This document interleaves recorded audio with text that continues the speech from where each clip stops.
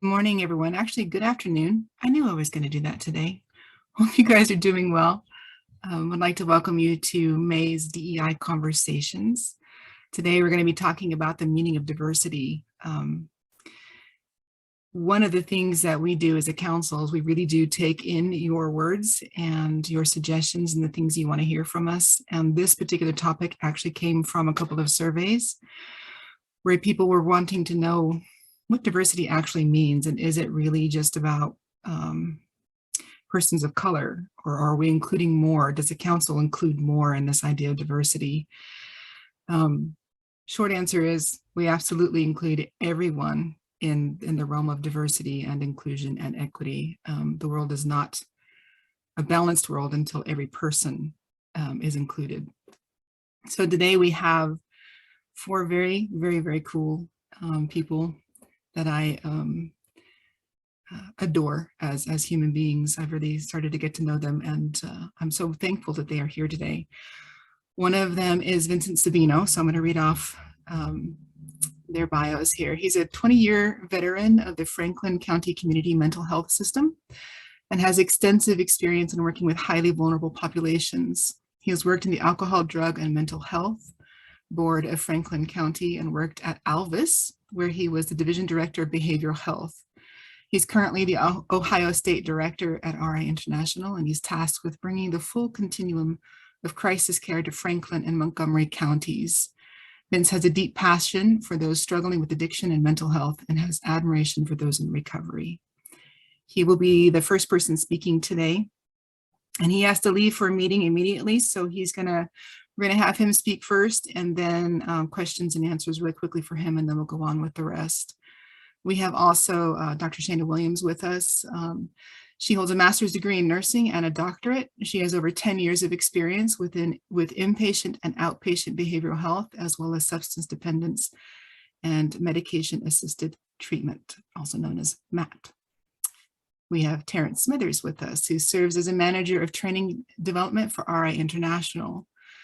With degrees and certificates from Gettysburg College, Brown, Colby, and Rutgers universities, Mr. Smith worked as a counselor and therapist for over 13 years, as well as a training facilitator. He's also trained and specializes in peer support workforces, suicide intervention, and substance use and co-occurring recovery.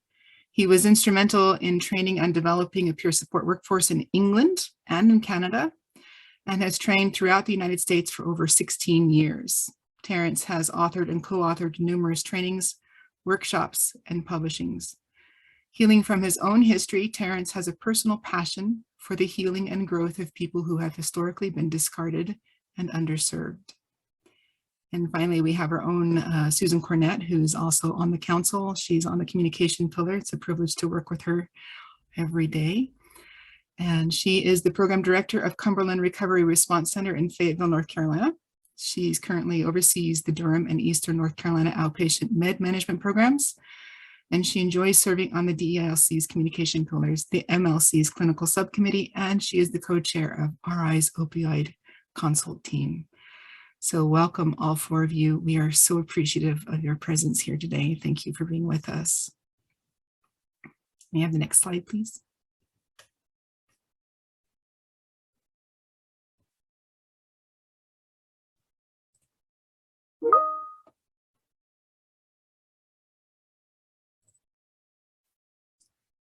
So just a quick definition of what diversity actually means, and this is from the Cambridge Dictionary.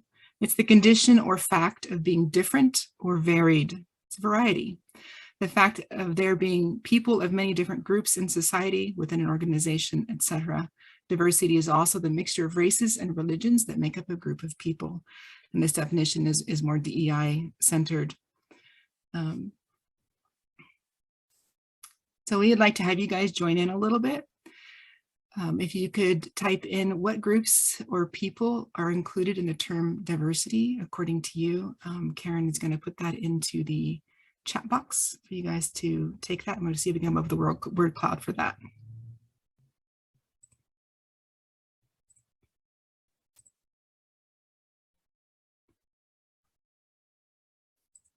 So she's got it in the chat box. If you go ahead and put those words in there.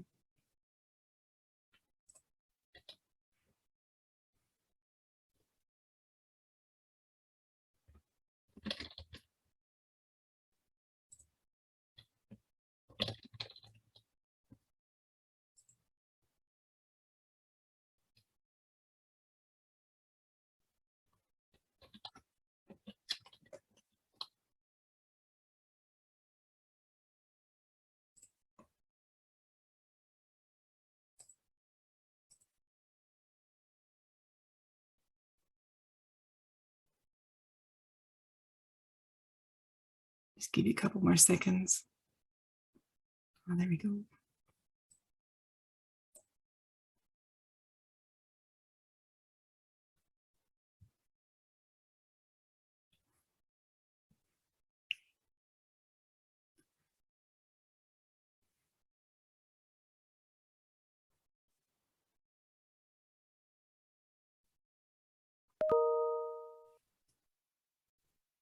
I love how this started out with everyone and then a couple of major ones. And now we have everyone as the big one and a bunch of small ones, which is included in everyone. It's beautiful that way.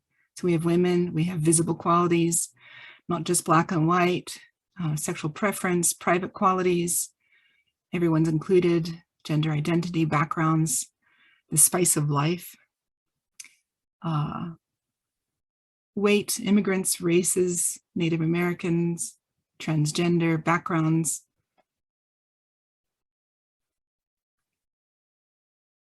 There's one in there called unhealthy. Wouldn't mind some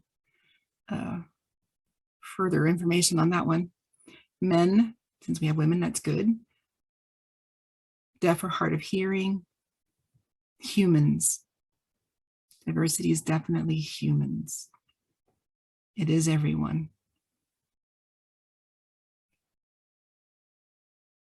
I like that there is that idea of the public qualities and the private qualities being on there as well.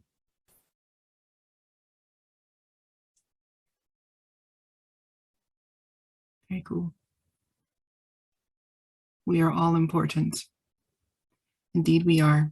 Every single one of us, without fail, without exception. Thank you.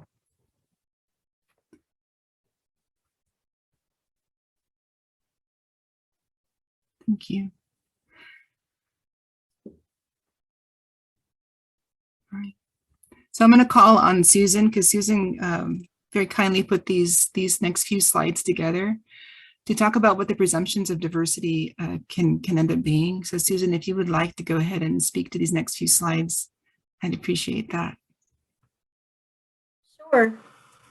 When we were talking about this conversations and what diversity is and some ideas that people come up with or that cross our minds sometimes when we think of diversity, we thought about some presumptions. You know, when presumptions sometimes are limited in scope when it comes to diversity, that's only about race, although race is very important and ethnicity, they are definitely part of diversity, right? That definitely makes us diverse, but we also have a lot of preconceived notions about diversity. And presumption, by definition, is an idea that is taken to be true and often used as the basis for other ideas, although it is not known for certain. So we are presupposing things about individuals, groups of people, based on ideas that may or may not be true. Next slide, please. And if we just think about it, when we look at the different, and I want to say this is not necessarily an exhaustive list, but as complex as a list as I could come up with or comprehensive, we think about the different diverse populations and groups that we have. What kind of things come to our mind when we think about individuals of a certain age? Socioeconomic status, health and wellness, mental health. Next slide, please. Political affiliation, a person's gender or sex, race or ethnicity, whether or not they have an accent and what kind of accent that they have. Next slide. Culture, ability or disability, religion, sexual orientation. There are lots of biases or presumptions within these different types of diverse groups, and I'm losing my words today, but categories, I suppose we could also say, of individuals and groups. And so just when you think about that, when we think about these and we listen to this diversity conversation, what kind of things maybe come to your mind? And you don't have to necessarily answer out. Some of them are ingrained and they pop up not because we necessarily believe them or adhere to them, but because we were raised in a place where we heard them a lot. So we have to mindfully say, hey, that's a memory that came up from X, Y, and Z, but I don't adhere to that anymore because it's absolutely ridiculous. But just some food for thought there as we move into our conversation of diversity.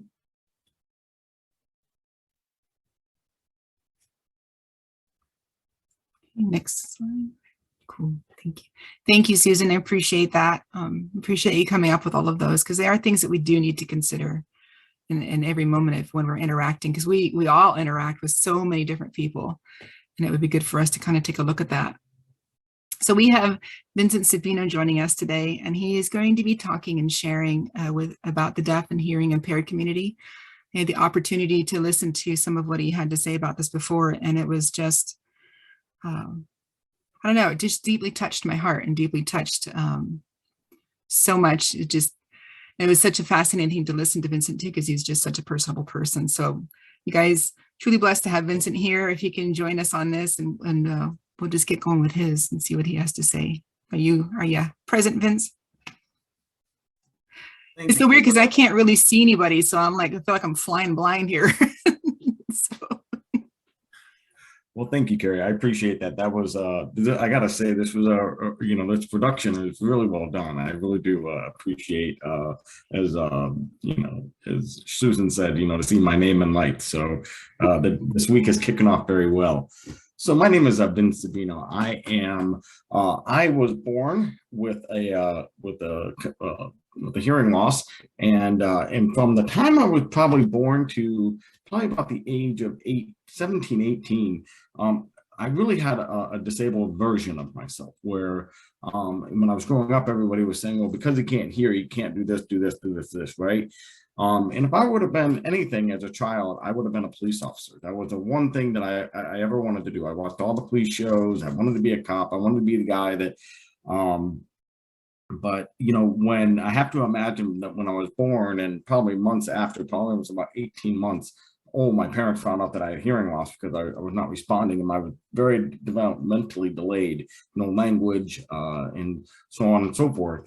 I can imagine my mom's devastation, in terms of, oh my gosh, I got this child who's disabled. And that kind of transferred to me, is looking at all the things that I was not able to do. And that was the framework in which I grew up. I had some, special accommodation, but that was well before 1990 when the ADA passed, when it was required. So really looking at my limitations was the worldview I had. It wasn't until I got a little older that I realized that I was introduced to a quote from Helen Keller. And she once said that blindness separates from things, but deafness separates from people. And that was in itself was the disability that I had, not the hearing loss. It was always me trying to connect with people and just not being able to understand them or to be a part of even family dinners. I've been a part of family dinners and group conversation where I was actually physically standing there, but I was never a part of. It was just the assumed that I could hear. So it was about when I was 17, my parents, and I decided that I probably was not a good fit for college. They decided because of my deafness, I was probably going to have to go into, like special programming. So we got me signed up for the Bureau of Vocational Rehabilitation, and my career path was janitorial. So I started in that pathway. And I was going to be with all other special needs children. And then I was going to be, and that was all I was ever going to become. And so I did. I started my summer job as a janitor's assistant so I could learn the trade and so on and so forth. But it wasn't until I met my junior year, I met another deaf person. So from the time I was in probably about 5, 6 years old, first grade, up until about 17, I never met another deaf person before. I went to NTID, which is the National Technical Institute for the Deaf, and that was a school that they had up there that was embedded into the Rochester Institute of Technology. And I remember being in that room and just saying, well, maybe this is my only shot at college. But remember being in a room full of people who I knew and were much like me, but I had no idea what was going on. I had no idea what they were saying. So I decided I was going to learn, if I was going to learn anything in school, I was going to learn sign language. And that's the story of how I learned sign language. But what that did was in joining in that community, that did a couple things for me. That really switched from the disability to ability. And there were, so I might not have been a police officer, probably not going to be a DJ. That probably wasn't going to be my card. Probably not an airplane traffic, controller and or pilot. And also probably not an MBA center, because I'm also pretty short, and that was also probably not something I was going to be. So, but if I but my friends and the people that I've associated with since then came back and said, here are all the things you can do. You can be, instead of being a social worker, or I'm sorry, instead of being a police officer, you can be a social worker. You could be an attorney. You can be a whatever that is. And if you're looking at the wrong list. And so that went from disability to ability, and that was really, quite frankly, the thing that almost like set me free. But one of the unique things about the deaf community, and I'll kind of, I think the next slide will have all the versions of deafness that there are, is, you've got deaf, you got little d deaf, you got deaf blind, you got late deafened. I'm going to hold for 1 second, and you'll see that I wrote deaf twice. That doesn't mean that I didn't know what I talked about, but the big D indicates the deaf community. That is like, that's big D. That is where we say, hey, we're not a disability. All we can do anything but hear. Little d suggests that there may be disability, and and people view themselves that way. There's a faction of the deaf community that is deaf and blind. There are people, maybe some people in this group, or still coming too, who are going to be late deafened, meaning that they're going to lose hearing later in life. I think the next slide might have the what we call deaf disabled, where not only in addition to their deafness, they may also have other other disabilities that they may have, and it runs from I would say from autism to there seems to be some bone deformities in deafness, where there are people with CP, cerebral palsy. It's called DCP, is what they call it. That's sorry, just a sign that I had to think through. There are also what are called Black deaf. There are Asian deaf. There is the people who are identified by race or to sometimes ethnicity, depending on the person, where that is in association, where there's a subculture within the culture, which is really kind of cool. There's also hearing impaired. Hearing impaired is, for the deaf community, probably not the favorite, because that implies disability, but and then there's also hard of hearing, and those are the people who have hearing loss, but also they can sign, and they can maybe sign, they can talk. So the deaf community would look at me as hard of hearing. I would probably say I'm on more of the deaf spectrum, the capital D, so on and so forth. So and so each of these, in the community, have their own, set of challenges. I probably sympathize with the late deafened folks, only because I understand what it's like it's like it's like gaslighting, right? Where you just slowly turn off the sound, nice and slow. And you might not pick it up, and we're gonna maybe do it at different frequencies. And that's gotta be hard, where somebody can hear something today, not hear it tomorrow. And that's so, and even with each of those subgroups, there are very unique issues and or community connections. One of the cool things about deafness in the deaf community that I love about when I talk about diversity is, language matters first, and then everything else. So sexual orientation, preference, gender, race, everything else that makes up diversity is second to your deafness. And the reason being is because if you can't communicate, none of the other things matter. And so from there, I was able to meet people from other cultures, and if you were ever, we always talk about, like, who's going to show up at our funeral. And my hope in all my deaf friends, none of them look alike. None of them look like me. And that's the beauty of the deafness. And my friends are all over the country. And we're a very, very tight community. The another point that we talk about in the deaf culture is that we're not disabled. We're a linguistic minority, which means that we have our own art, we have our own language, we have our own ways of doing things. There are certain norms and things that we do. You know, and one of the things that I always talk about when talking with deafness is when you meet one deaf person, you met one, and that's always kind of cool. So, but really being in understanding that not only is there the deafness, but there are also other layers. We've also, back in probably about the 90s, we had a friend of mine, we had two really good friends. To hit this kind of point home. One was he was Jewish, and he was going to go to you know, he was going to go to Israel and join the Jewish army, and that was what he was going to do. And then we had another, his best friend was from Palestine. That was where his family was from, and he was actually going to finish off college and go back to Palestine. They were going to go back to their home countries and essentially be at war together, but yet they were best buddies, and they were, and it was just really kind of but language was what matters first. And that was really always something that I always took away from that. And they still are best friends to this day, and they both live in their respective countries. And that's just so cool. One of the things that I talk about I know we only have just a few minutes, but when talking and managing or talking with deaf and hard of hearing people is really the use of facial expressions. I can set the tone with my eyebrows and my eyebrows alone. You know, I'm really mad. I'm curious what's going on. I wonder what's happening, or I'm surprised. You know, all of that in your use of facial expressions is, if there's one thing that, you know, in engaging with a deaf person, is be very careful with your expression. Not that you can be overdo it or underdo it, or just be aware of that, because we pick up on those things, and also body language.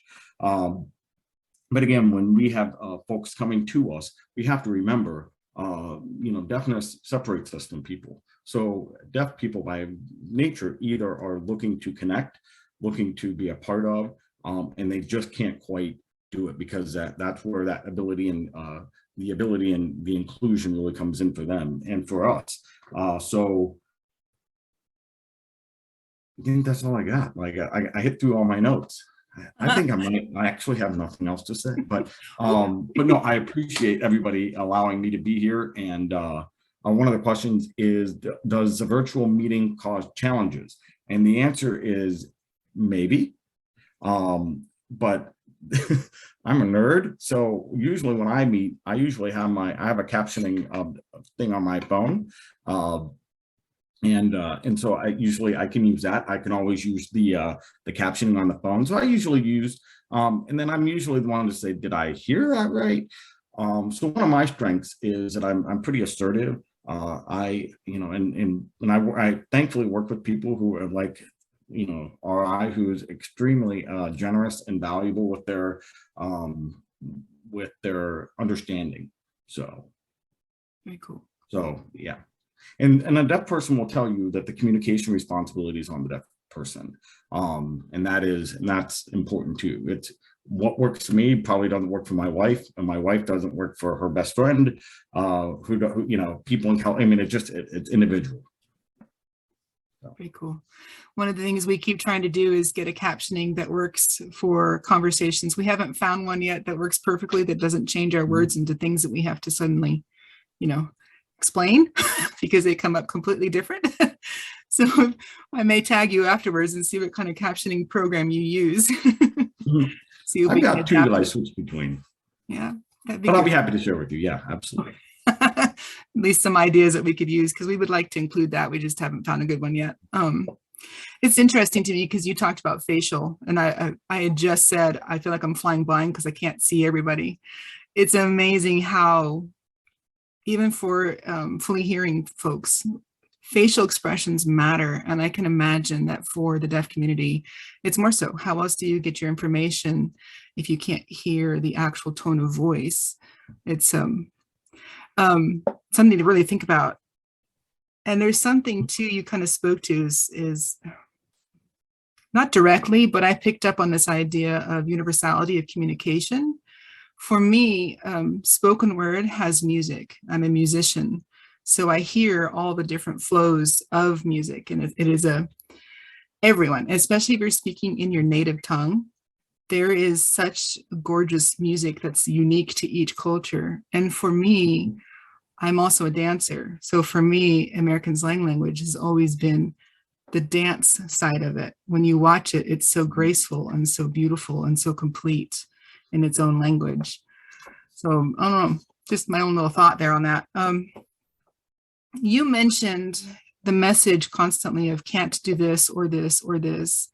And you also spoke to me in an email, and I hope it's okay to say this, that you were talking about, and I'm not going to give the names or say anything, but there was a certain board that you were working with that also, who's working with the deaf community, who still has that idea. How do we combat that kind of idea of you can't, you can't, you can't? Because you said it beautifully. It was picked up by Susan and a couple other people. You're looking at the wrong list if you're seeing what you can't do. How do we help you combat that? Yeah. So she's talking about there's here in Columbus, we have a deaf services center, and it's a resource center for all deaf and hard of hearing people. And usually and their bread and butter is the when my mom, some better years ago, was found out that they had a deaf child, and that's a very lonely, isolated place to be. And so what they did was we had a deaf centrist CEO that was fired, and for really no reason, and they replaced him with a hearing guy with no ties to the deaf community. He couldn't even spell his name, even if I gave him the first 3 letters. The name's Greg, C-G-R-E-G, G. A little funny, but any event. But and the deaf community is really taking up arms, and because we want our community center back. We want that's our cultural center, and just as like here in Columbus, Ohio, Stonewall is the LGBTQ center home. It's their home. It's where they go to. If there was a deaf problem, that's where we would go. And so we're working, we're advocating, and we're going to be having an event at the State House, and just like any other movement, it just with Black Lives Matter, you have allies. The Pride weekend, you have allies. Everybody has allies, and the deaf community just needs allies. And any movement, any marginalized group just needs somebody just to ally with them, and that's what we're hoping for. And I think we have it, and it's great. It's great that people are coming out. How do we be an ally for you? Somebody who's never really been involved in the deaf community, how do we be an ally for you? So I don't know. That's a heavy loaded question. You know what? I mean, I never thought in a million years I would ever be in a DEI presentation. So this the inclusion and the questions is that. And for the next deaf person that comes on through, to make them feel welcomed. And the next time you see somebody, that's what it's all about. It's all about inclusion. So thank you. I appreciate that. You're very welcome. And I'm very thankful that you were willing to be here. And worry not. I know from me, I'm going to tag you again for full-on conversations, and I'm probably going to tag every person that's on here today for that. So we'll get you for the whole hour and a half. Oh no, Susan will take care of that. Anybody have any questions before Vince has to take off, because he does have to go somewhere else, and I want to be respectful of his time. Anybody have any thoughts or questions? Well, I thank you for having me. This was a real treat. And like I said, one of my favorite quotes, and I'm just going to leave you with it, is, blindness separates us from things, but deafness separates us from people. That hit me hard when you said that the first time in there. That I wrote that one down, and I also wrote that you're looking at the wrong list one down, because I think we all need to hear that. And I think we need to hear too that it can, the hearing can either connect or separate, and be more conscious of that. And looking forward to picking your brain in the future, and your compassionate heart, and finding ways that we can be more inclusive to that community. My mother started to go deaf as she got older, and I always regret that I didn't really know how to connect with her from that level. So it's very important. You could hear her kind of withdrawing and feel her withdrawing a bit more from the world, because she could hear less and less. So it is powerful, and I really genuinely appreciate your time here, and appreciate you. we have a lot of thanks. Monica and Susan and Benjamin and me, of course, and Desiree and Akimi and Lisa. And oh, and Joan, I wanted to say this one because you made a good point too. This is the first time I've heard linguistic minority. That's powerful. Thank you for sharing that. Yeah. That's very empowering. It takes, again, that's a very ableist way of looking. And again, I mean, and when you change the way that you think, then anything is impossible. And and that's, if you're, and that's a better way to live. And it's and if you can look at the things you can do, and there are some deaf people out there that, whew, I mean, it's pretty incredible, just like everybody else. And that's the best part. And so thank you so much for having me. And thank you for letting me excuse myself too. Oh, no worries. I'm just a privilege that you were here today. Thank you so much. All right. Thank you. Bye for now. All right. So next up, we have Dr. Shana. Shana is going to be talking about women and people of color, and we're going to let her take it away and talk about her experience growing up as a female primarily, and anything else she'd like to approach. Ooh. Did I just open up the whole field? You're like, ooh, anything. I'd like to quote Maya Angelou to kind of start and kind of based off of that. One of the things she said is that I've learned that people will forget what you said. People will forget what you did, but they will never forget how you made them feel.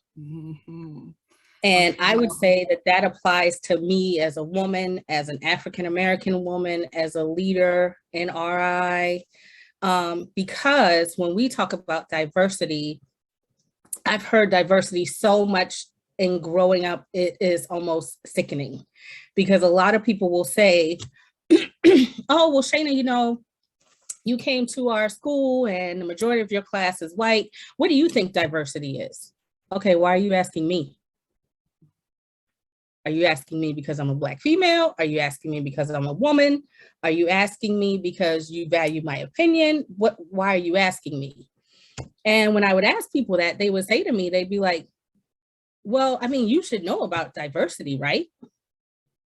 You grew up in a single parent household and probably in the, the hood of the hoodest. And I'm like, no, I grew up with two parents that have bachelor's degrees. One has a master's. That encouraged both of us, my sister and myself, to go to college and allow for us to be who we uniquely wanted to be without pulling the race card first. So being one, they taught me how to be a woman.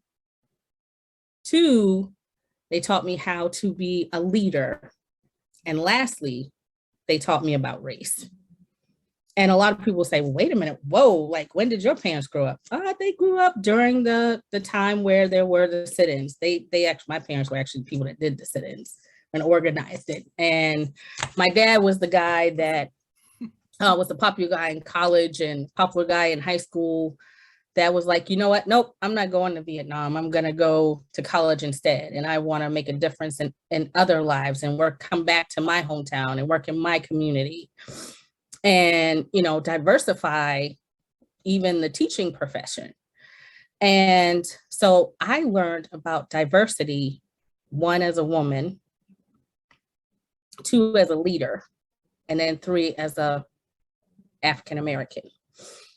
So for diversity for me, it's everyone, it's including everything. It's appreciating everyone's opinions, and it's not just Black and white. Even when I was asked to be on the council, I was like, okay, so why are you asking me to be on the council? Because and I remember they go, ooh, oh, what, whoa, we thought you'd be a good fit. Why? And they were like, oh, and what did you guys say to me? We said to you that you were chosen primarily because you are a woman, and that add a leader as a woman, because we wanted to be able to speak to that section of diversity and that we understood. To add to that now, I would say that is one of the dangers, I think, of this whole kind of a conversation, is trying to make one person speak for the whole community and have to do it again and again and again. So that was one thing we didn't want to do. So I was actually very appreciative that you point blank with that same fire asked that question. It wasn't, oh, whoops, no, that's not the point. But yes, we want and that what brings me to the point, you know, of being a woman. Like if I am that direct or if I am that fiery, it's like, oh, she's being a little bit aggressive. Well, no, my voice didn't change. I just asked the question very direct. Why do you want me to be on the council? Yep. But as a woman, I have been put in positions where they'll say, well, you're being a little aggressive and we're not sure if we like your tone. And it's like, okay, well, speaking for my other male counterparts, they could speak the same way and you guys wouldn't say the same thing. Or if I'm a woman, I'm supposed to be like, oh, guys, I think that that's absolutely great. Like, we should totally do that. And then if I speak that way, they're like, oh, God, did she come from a Black community? And it's like, oh, here we go. Yep. And no, for the record, like, I don't know anything about gunshots. I've never grew up in the hood. I did hang out with the folks from the wrong side of the tracks, but they were both Black and white. So it was just like, that's the way that I grew up. I didn't grow up any other way. Or even now, like, you know, I have friends that will say, oh, well, you know, your hair doesn't look like Akimi, so you guys probably don't have the same beliefs. What? And I'm like, huh? I mean, Akimi likes her hair natural. I can't pull off the puff like Akimi. I just can't. My hair don't work that way. That's not the way it works. And you know, it's so important to really feel like when you're a part of a company as a woman, as a leader, that you do have those allies. You do have people that you can call up and be like, hey, you know, oh, Susan, okay, I had this meeting and, you know, they said I acted like a total girl and I was being dramatic and da-da-da-da-da. And Susan is like, so what'd you say? Like, well, I said the following. And she's like, well, that's not being a girl. That's just being direct. I'm like, well, how did they get that I was being a girl from that? Or like the fact that, you know, you look at some companies that I've come from and I'm just going to say it. Susan knows how I am. Everybody on here probably knows how I am. I don't really have much of a filter, but it's the good old boys club. Like we look up and there's nobody as far as like a woman that is over anything, that's in charge of anything. And there's certain things that we just don't think about when we think about diversity. Now, speaking as a leader, like it is just like, okay, this is so cool that I'm like in this position. It's fun. I like doing things like this. But then as a leader, I still have to pull real part of myself back in. But okay, so I'm supposed to speak professionally at all times and my hair is supposed to be together and I'm not supposed to wear certain kind of shirts because that would give off the wrong message. Then my skirt needs to be all the way to my ankles because that would give off the wrong kind of message. I mean, Susan, am I lying? So it's, you know, we're here, we're having this discussion. And then like, as an African-American woman, you know, you walk in and you get the, hey, so you the Black girl in charge, huh? You think you could hire a couple of my friends? You know, because I know you remember, you remember where you come from. And it's a constant battle because when you look for the best candidate, that's not based on race. It's you forgot where you came from. Oh, so now you're in this leadership position and you don't remember all your folks. So it's a very interesting conversation because you get it from all sides. I get it from being a woman. I get it from being a leader. And I definitely get it from being a Black woman. And sometimes it's fun, sometimes it's not. I mean, and even in my profession, it's the same. I mean, I have folks that will say, hey, I'm looking for a Black doctor. Or Well, or I get grief for being the Black doctor, because it's like, oh, well, so how long did you go to school? I've even got the question, how many white people did you go to school with? It's like, okay. I have to give you my whole rundown of everything. Oh, well, you have a 22-year-old and a 9-year-old. And they go, how did you end up with a 22-year-old? Oh, well, if I could tell you the story, I was sexually assaulted by a friend of mine, and I have a son who is absolutely amazing that I adopted out and found me when he was 10. And I have to go through that whole spiel because otherwise they think I'm out there being like Cardi B or something. Well, I was the girl that was fast and had a kid in high school. And it's like, and then you tell the story and people go, oh, now I get it. But there's some things that I have to explain that nobody else does. But again, my parents would say to me, and they probably would even say to me now if they heard me say this whole conversation, Shayna, the race card is last. You figure out all the facts first, you go through everything first, then you come back to that and see if that is truly the case. You know, because my dad would always say, there's people that sat with me at those tables in the boycotts that were white. We had Hispanics sitting with us. We had different people sitting with us. It wasn't just Black and white. And he's like, diversity, inclusion, all of that is never Black and white. And yes, Desiree, my parents are very wise. I'm actually quite surprised by their approach because my mom's the firecracker of the bunch. My dad's the quiet one. So I'm shocked she actually did a boycott and didn't throw something. She's gonna kill me because I said that.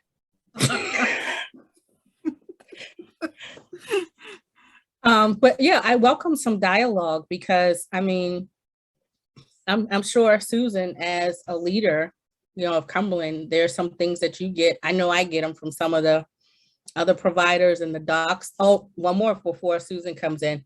Being young, like less than like a certain age. They assume I haven't been in the profession long. They go, oh, you probably only have like a couple of years experience. No, ma'am, been a nurse practitioner since 2007. Oh, really? Well, you don't look like you've been in it that long. So, you know, I welcome dialogue because I think that this is a piece of the discussion that you know, all of us should have, and that the DEILC Council is not all about. It's not about just women and men and Black and white. That was not the reason that many of us spoke up as a result of this council coming up. That's very true. That's very true. And it is one of the most frustrating, and we both have hit on this already, one of the most frustrating aspects, and I saw Akimi mention it as well in the comments, that it really is not fair to have to burden the minorities, and whatever that minority is. That could be a person of color, that could be someone from China, it could be, you know, someone from the deaf community. It doesn't matter if you are in a minority group. It's really unfair to have to constantly tap on the shoulders to say, can you speak for your group? Can you speak for your group? Can you speak for your group? It's exhausting. And any of us who've ever had to constantly stand up for something, some part of us that isn't accepted, it gets exhausting after a while. Can you think of maybe another way that we could approach that so that the burden isn't always on the minority to speak up for the whole group and be that voice that gets so exhausting? I mean, it's really all about educating yourselves. I mean, and it's looking at different cultural competences. It's asking a person, just like you said, we're asking you because you're a woman, not because you're a Black woman. It's like, oh, okay, because that changed my whole tone for everything. So it's really looking at the person and seeing what strengths they bring, not just as a minority. And I think that's where a lot of cultural things and diversity gets mixed up. And I mean, you know, I'm from South Carolina, so race is like the heart of where I grew up. And so it always came up for me. And the word color, the word of color or colored, like that just doesn't sit well with a South Carolina girl like myself. But that is educating yourself and understanding that there are certain things that don't sit well with all different races. And like, even if I said them now, it's like saying a cuss word in a Catholic church. People all go, oh, I can't believe she just said that. So, you know, and it is really starting to work to understand and not actually tap on my shoulder and say, hey, Shayna, you know, I know you and Akimi and Natasha, you know, y'all all cool, y'all all friends, da, da, da. I knew Akimi, I didn't know Natasha. But people assumed that I knew Natasha. And I'm like, well, I guess I got to go get to know Natasha because they said that I know her. And then, you know, even too, like, you know, what Susan says, you know, I know for Susan, and Susan, you can speak to that because we talked about it. You know, Susan came to Durham first. I'm not going to speak on why she's at Cumberland now, but I'm going to leave that alone for this forum. Still a little salty, Susan, but I love you. But, you know, it was a good bit of us that looked like me and not like Susan. And there were assumptions that people had about Susan that she can speak to, and I'll be quiet. But it's really about just not asking the question from like a minority perspective, or just being like, hey, we want you because you're a girl or you're a leader. Go ahead, Susan. Sorry. It's okay. I think Terrence is next. So I'm going to be quiet and just take all these wonderful bits you've given me and like try to remember to bring them up when it's my turn. I already see you're tucking that away. Shayna, thank you so much for that. There's a lot of comments in the section. I hope you can go through them and read them. They're all very supportive. The directness of you is beautiful. And that's being commented on by a lot of people. I think all of us appreciate that. We can often get buried in a place where people are very, very careful about what they say, and directness is very valued. So thank you for that. Appreciate that. Yeah, any last thoughts before we move on to Terrence? Would it be welcomed? Oh, I saw something, but it. Yeah, Natasha just said you've just touched the tip of the iceberg, and that's It's be, exhausting. Yeah, it's exhausting because it's like sometimes I'm not heard until sometimes if I send like the third email, or I'll even bring up a last thing for some of our guests. Sometimes our guests will come and say, I want to see the nurse practitioner in charge. And I walk out and they go, oh, it's you. I mean, last time I checked, yeah, that's who I was. And they're like, I mean, one person said it. He goes, but you're Black. And I was like, oh my God, I am. I said, but I'm not that dark chocolate though. You know, is that okay? Like, is that all right for you? And it was just a shock on their face. And it should be different, but it's not. And it's nice that we're having the conversation. If we can continue the conversation, that would be great. We absolutely will. We absolutely will. And it is tip of the iceberg for everybody. It's kind of a quick thing for each person. Every one of you guys could be a whole conversation alone. And I have a lot to say, but I need to also move on because we don't have that much time left. But there's a lot that I would love to respond to and really get in a conversation with you about, Shana. So I may tag you again, even if it's just personally. So thank you so much. We'll keep the questions going and we'll see where we go with it all and the conversation going. Next up, we have Terrence, who interestingly enough is going to be a good segue because Shana was just talking about being too young for something, and Terrence is going to be talking about the diversity inclusion of ageism, which can be sometimes you're considered too young and sometimes can be you're considered too old. And what does that mean and why is that even there? So Terrence, if you would like to join us, that would be awesome.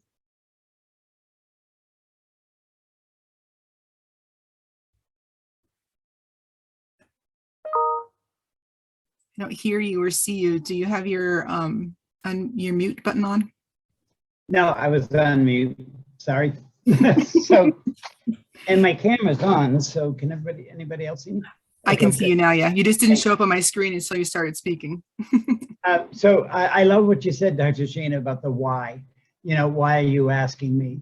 I've had that in various ways all my life. But when with this, I was like, they asked me to talk about ageism. I'm officially old. You know, they think I'm old. I've entered old people's world. And so thanks for calling me old.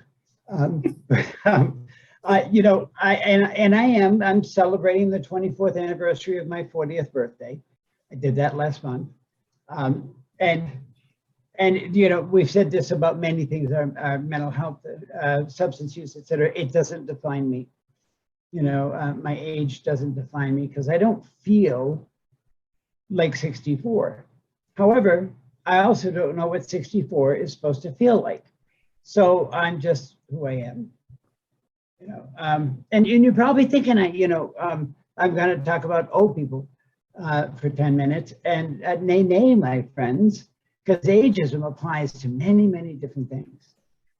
So in 1969, Robert Butler coined the term ageism, and he wasn't just talking about older persons. He was a you know, good chunk, but we have ageism in every decade. You know, so and the most prominent are people with an older age and younger people. Typically, like your K group, late teens, early 20s. Lots of ageism there because that late teens, early 20s, they don't know anything, and the folks my age are supposed to know everything. You know, and then there's this other sort of stereotype. You know, that it's kind of interesting living in Phoenix because you can see all kinds of ways that people are deciding to be old.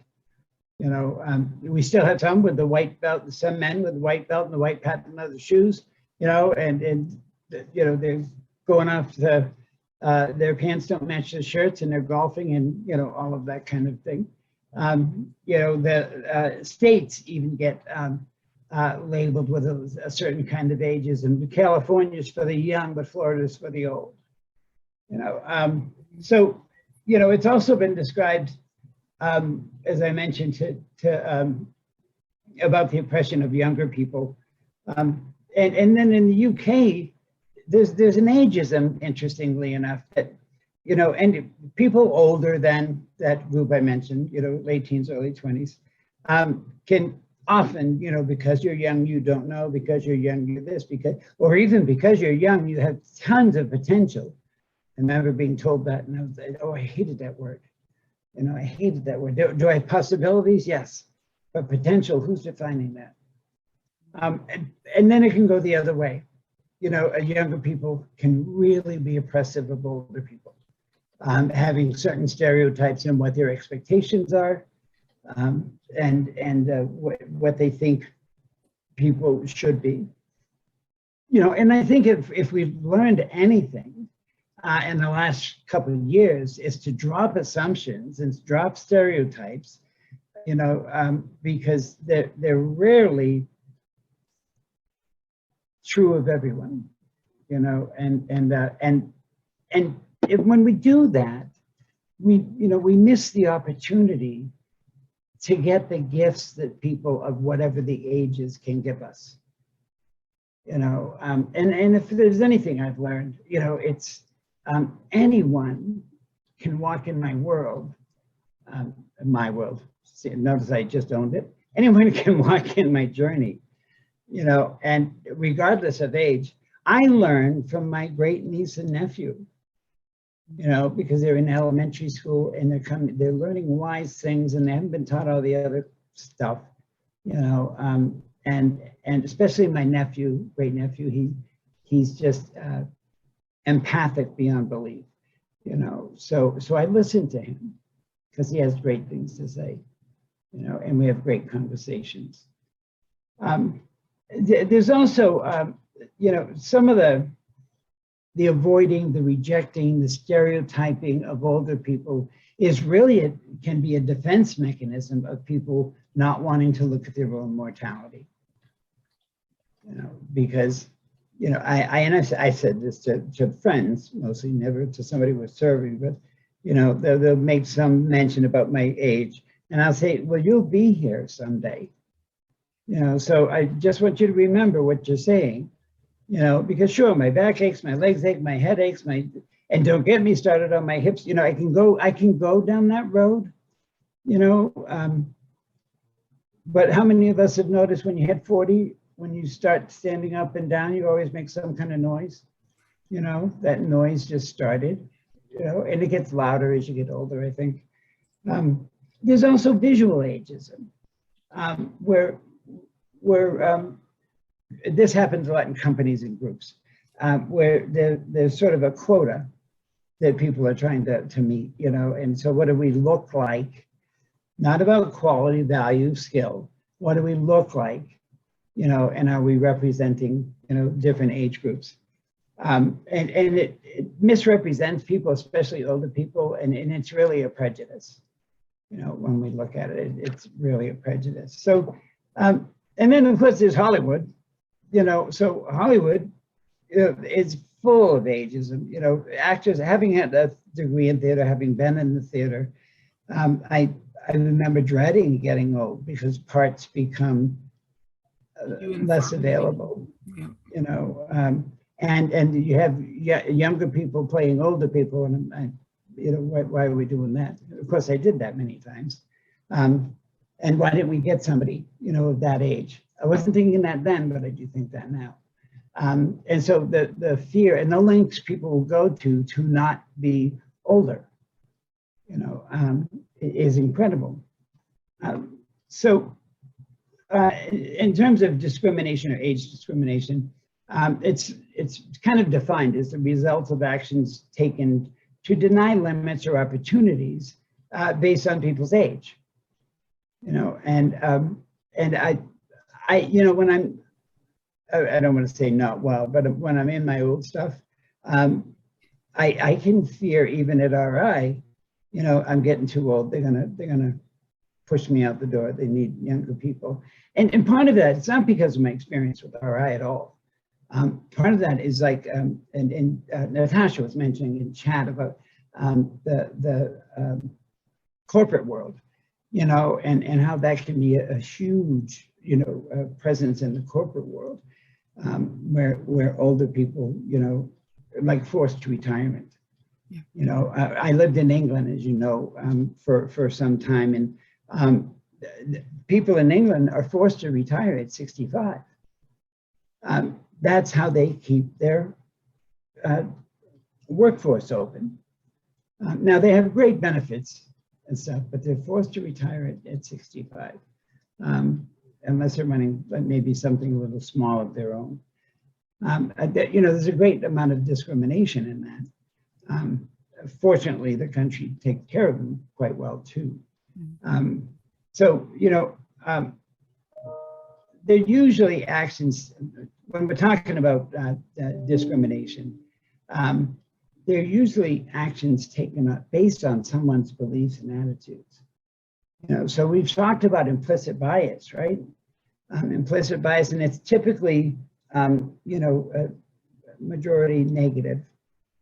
And how did we grow up? Now, culturally, various cultures treat their older persons quite differently. You know, they're revered, they're respected, they're taken care of, they're considered, you know, the wisest of the wise. You know, and then in other places, not so much. You know, and I'm not saying that everybody needs to do that, because that could get old too. But it's about, I don't want respect because I'm old. I want respect because we can work together. You know, it's not the respect of older people. I get it, you know, and being kind and respectful of older people. I'm not saying stop that, guys, but don't use it as a reason to know me or not know me. You know, let's find out. I've had the pleasure in my years at RI to work with many age groups when I was in different age groups, and just we worked together because we worked together. And we had ideas and concepts and skills and principles and possibilities that had nothing to do with our age. And sometimes also this whole, older people are wiser. That feels like a lot of responsibility. That's pressure, like when right? people ask me, I'm sorry? So no pressure, right? You're right. Well, yeah, I'm supposed to be wise. I'm supposed to be this, that, and the other thing. And it's like, yikes. So what is your expectation? What is your definition of wise? Because I don't know if I'm following your definition of wise. I have what I call my wisdom is my living experience. I don't see it as wise or not. I just see it as something I can contribute. And the more I live, the more I can contribute. And people have talked, I'm 64, people are like, you're gonna retire? No, because if I've learned anything, when I go on a vacation, I don't know what to do. I can't imagine retiring. I'd be absolutely lost. And I'm not done yet. Not done yet. And there's more to come. Now, conversely, when we put stereotypes on our younger folks, or even, so your late 20s, late teens, early 20s, education. You get a little older, more education, you get in your 30s, get married, supposed to be married, attached, start having kids. I remember having a sermon once that it was an expectation of this particular priest that we have, 2 kids and the whole 2.5 kids and thing, And I was like, okay, done with that church. But anyway, each decade, as I mentioned, has a different set of expectations. And by 40s, you're supposed to be highly successful, and ready to launch into something even bigger. And a lot of that, and I'm speaking primarily, guys, I hate saying that, people, I'm speaking primarily of the United States of America. That's how because we have a different viewpoint on how to take care of ourselves and what the expectations are. I'd love siestas. That would be nice. Although I'm afraid I'd sleep too long. Or the longer breaks that other countries give, for maternity leave and things like that. But we're here, and and we'll make the most of being here. But that supposed competence or supposed incompetence, of younger people. Because I remember that I was a triple major. I have 3 bachelor's degrees, and there was all kinds of expectations of me moving forward, and I chose a path that worked for me and then didn't work for me, but and let those, and people like now are like, are you gonna go for another master's? You're gonna go for a PhD? No, because you know why? If I went for another degree now, it would be because of ego, or be because of pressure, not because of what I'm gonna gain from it. And I'm a lifelong learner. I love learning, but as far as the degree kind of thing, I think I'm done, unless I get highly charged by something. So I guess what I'd like to say is, let's again, and Dr. Shana, you were a great segue for me, or a great intro, because it's the same thing, same principles, just substitute the words, but it's exactly the same. She looked at my paper, I know she did, before this started. Yes, it is. It's just, take out black, take out woman, take out, and put in age. And remember, it's any age, and if we can just start or do more of it, I shouldn't say start, if we can do more of recognizing people for the partnerships we can gain, for the creativity we can have, for the success we can create. If we can do that, then it's just going to be a different place. Yes. It's going to be a different place, a different world. Because the more there's and this has been studied, I don't have the references in front of me, but it's been studied that the more we put these stereotypes, particularly on older and younger people become more depressed, less motivated. They feel shame and guilt. And older folks, it's a self-fulfilling prophecy. And they become the stereotypical old person, I can't do, I can't, and we can talk ourselves into an inability, and let's not treat each other that way. Let's recognize that. I mean, that's why I love RI so much, we accept you as you are, and we work with you, and also love you not to stay that way, and continue that partnership. And what can we learn? I've been tapped into my life over the years for many different things, and I've been very fortunate to have lived quite an interesting life. Having I've fulfilled things in all of my degrees, so I'm busy doing that. Sorry. I get an iPhone, my first one ever. Now, how does this sound for an old person? I have no clue what to do with it, but I'll learn. And so I figured I might as well finally join the 21st century, right? So anyway, think about it, folks. Just let's meet each other for the heart we have. Let's meet each other for the love we have. Let's meet each other just to meet each other. Yeah. And now I'm going to cry, so I'm going to stop. And thank you. I hear the choking in your voice, and it's a safe place for that, so don't worry about it. Oh, I know that. I'm hearing a lot of, and I'm not going to assume that Susan's going to say the same thing, but one of the things you said just really struck me. I don't want respect because I'm old. I want respect because we can work together. And I think that's one of the things that's really universal. I don't want respect because I am in a position of power because I am a female. I want respect because I'm human. I don't want to be respected because, I'm deaf and working in RI. I want to be respected because of who I am and what I'm able to be here for. I find that very, very powerful. And your call to us to share from a place of heart always, as you guys know, resonates with me. Very much a heart, not quite a heart on my sleeve, but close to it. So I agree. I think we should be able to come to that place where we meet each other from a place of heart. I think that would solve a lot of the problems in this world. So thank you, Terrence. I appreciate it. And I appreciate you being vulnerable there to talk about that and to let your heart shine.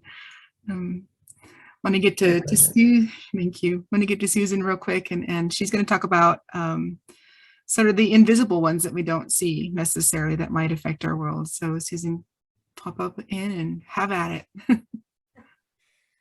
Thank you. So when we did a walkthrough of this, I think I was all over the page. So I'll try to be a little bit more together today. But, a lot of times when we think about diversity and inclusivity and thinking about the different individuals or cultures or groups we need to consider, we don't always notice, I think, for good reason, I guess, that individuals come with internal or unseen characteristics that can cause them to feel a sense of otherness. And so for me, diversity, I guess I'm here to represent the individuals out there who may struggle with mental health issues, feelings of self-worth, people who may feel as if there's this thing called imposter syndrome and feeling like, no matter what you do, how much education you get, that it's never enough, that you don't measure up, or that you're not really supposed to be where you're at. And when we think of diversity and we think of making sure that we are swinging wide the door of welcoming and inclusivity, that, diversity also includes individuals who have the unseen challenges. personally, as someone who struggles with some depression, anxiety, never been formally diagnosed to my knowledge with PTSD, but I certainly have and occasionally do experience the hypervigilance and hyperarousal and a few of those characteristics that go with PTSD. You know, there's a lot of internal struggle that happens in my brain, and a lot of things that, and in my heart, speaking of heart, Terrence, that I don't always show or feel like I can convey. Because the risk is, if you, for me, it feels like the risk is if you disclose those things, you are then part of a minority, and then you're also part of, you know, if you have a bad day, or you're a little bit irritated one day, or you accidentally oversleep, or maybe you have a lot of energy one day, all of a sudden it's because you have a mental health issue, and people start looking at you funny or weird. It's a very vulnerable place to be, and trying to navigate those spaces can be really difficult. Yeah, I went to school, got my degrees, decided I wanted to work in the field where I could help people. That's where my heart is, wanting to help people. And,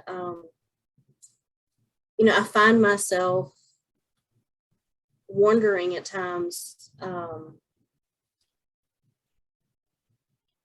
do I fit in? Not necessarily because people have gone out of their way to not make me fit in, but sometimes I wonder, I get those fears of, am I really supposed to be here? Or how long is it going to be before they figure out that they made a mistake and they put me here and then they're going to take it away?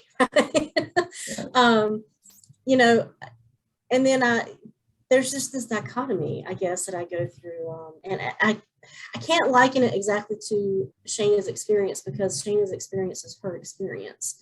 And I have no idea what it's like to be a person of color. I'm not going to pretend like I do. But when she was talking, it made me think about sometimes it seems like she may feel sometimes like she's getting pulled from two different directions. Sometimes I feel that way too, but in a different role. Sometimes it feels like I'm supposed to be a professional person. I've got letters behind my name, and I've gone to school, and if I cared enough to put it on my wall, then I'd have a degree sitting up there. But then I also realized that, so I have this pressure of fitting in and making sure I adhere to the expectation, while at the same time struggling with, I'm a human being who also has challenges. Granted, the challenges aren't always seen, except for when I'm being really quirky.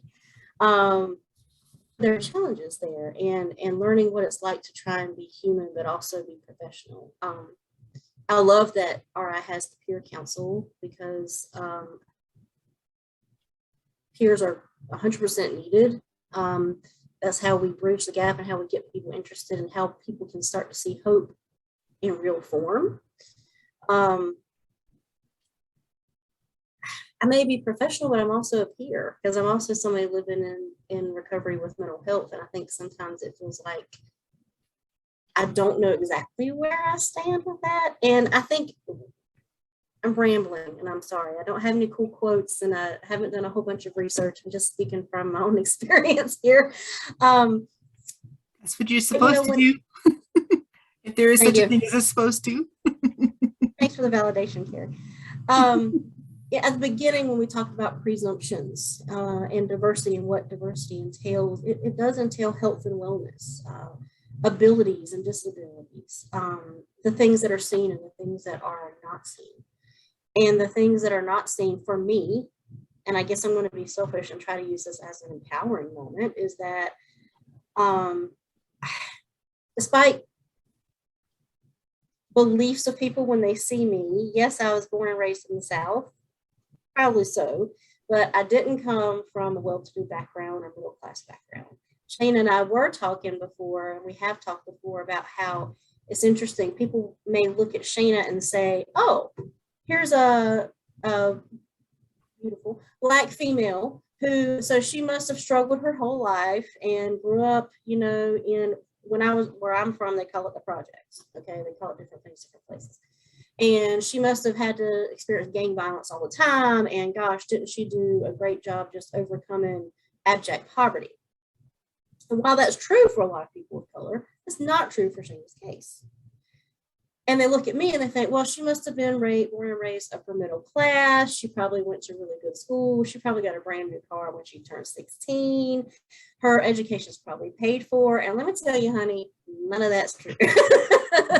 I'm the one, it's funny, and Shayna and I are friends, so we can laugh about it, but I'm the one, you know, they look at and they think that I came from a posh, I guess, background. And I didn't. I grew up in a single wide trailer in a trailer park.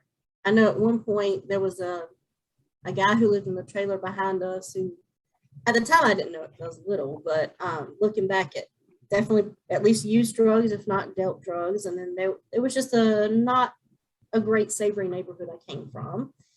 I was constantly embarrassed about, you know, when the bus would come by to pick me up, because there's always side comments about, you know, trailer trash or people who live in a trailer park that you have to deal with. And it made me not want to necessarily try to reach out and make friends. And when I was growing up, I had white friends, but I've always felt, it's always seemed like I was more comfortable around people of color, because people of color tended to accept me more and not judge me as much as Caucasian people. And I'm not saying that's like that across the board. I think it's improved some, but I think we have a long ways to go. But whereas Shayna's having to constantly redirect and justify and say, you know, this isn't my background, just because you're speaking this way, I don't necessarily know that language. I don't necessarily know the other language either. My experience is very different. So, you know, when we look at people, we do see the exterior. And I guess the challenge for diversity is to really start to see with the eyes of the heart, and to piggyback off of what Terrence was saying. Let the heart be seen, and let the heart be the thing that is seeing, because you don't know what experiences people have come from. So, and that includes mental health issues or medical issues, the invisible disabilities, the backgrounds, the affluence or the poverty. You don't know by looking at somebody.